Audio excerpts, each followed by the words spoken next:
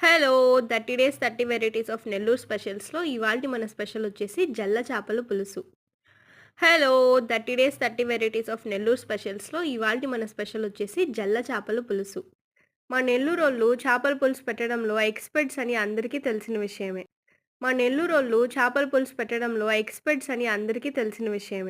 ఆ చేపల పులుసు ఒక్క రకంతో గాదు, ఏ రకంతో అయినా సరే అద్భుతంగా చేస్తారు. అలాంటి ఒక రెసిపీనే ఇవాల్టి మన రెసిపీ జల్ల చేపలు. చూసారా ఎంత చిన్నగా ఉన్నాయో?